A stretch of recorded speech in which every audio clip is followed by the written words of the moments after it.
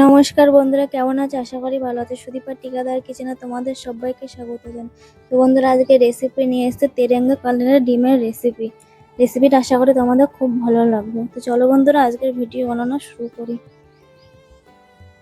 তো এখানে বন্ধুরা 5টা ডিম সিদ্ধ করে নিয়েছি। এখানে কিন্তু কমলা রং দিয়ে আর সবুজ রং দিয়ে ভালো করে তেরেঙ্গা কালার করে নিয়েছি, আর দেখতেও কত সুন্দর লাগছে দেখো বন্ধুরা।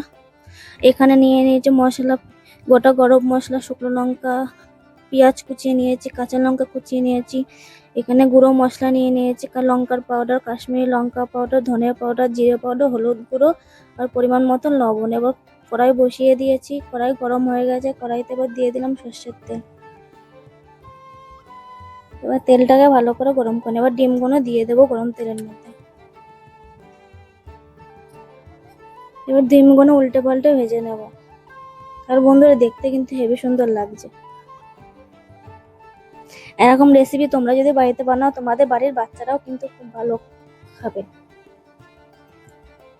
তো বন্ধুরা, ডিমগুলো ভাজা হয়ে গেছে, এবার ডিমগুলো তুলে নেব।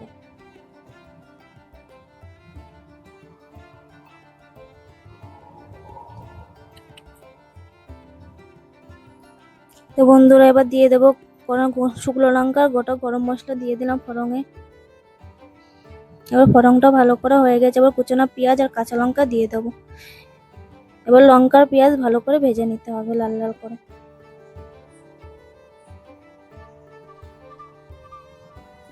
আর এই রেসিপিটা বানাতে একদম কম কম সময়ের মধ্যে হয়ে যায়, খেতেও কিন্তু খুবই অসাধারণ লাগে।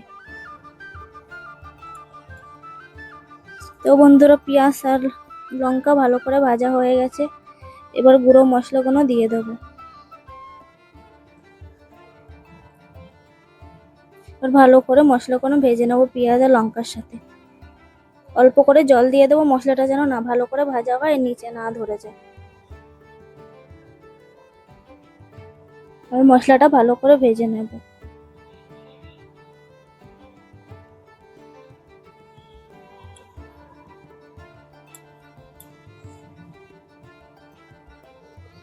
তো বন্ধুরা দেখো, মশলাটা ভাজা হয়ে গেছে আর মশলার থেকে তেলও ছেড়ে দিয়েছে, আর কালারটা কত সুন্দর হয়েছে দেখো বন্ধুরা। এবার ভেজে রাখা ডিমগুলো দিয়ে দেবো।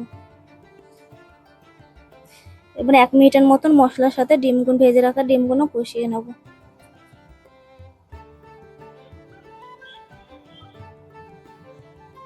তো বন্ধু, এবার দিয়ে দেবো পরিমাণ মতন জল।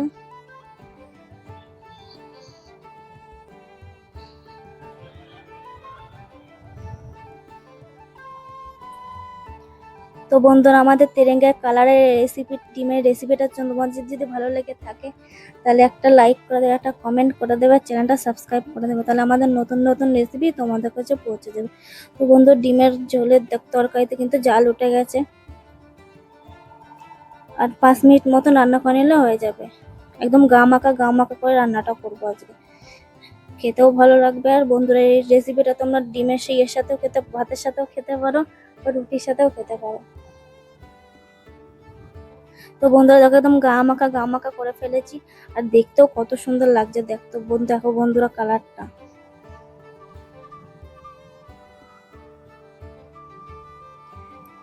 এবার গ্যাসের ফ্লেমটা বন্ধ করে দেবো, এবার গামলায় ঢেলে নেব।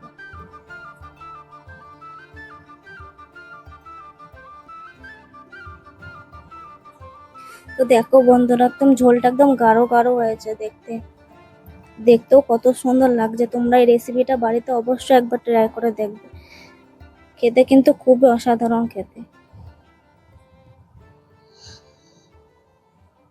আর গরম গরম ভাতের সাথে এই রেসিপিটা খুবই ভালো লাগে।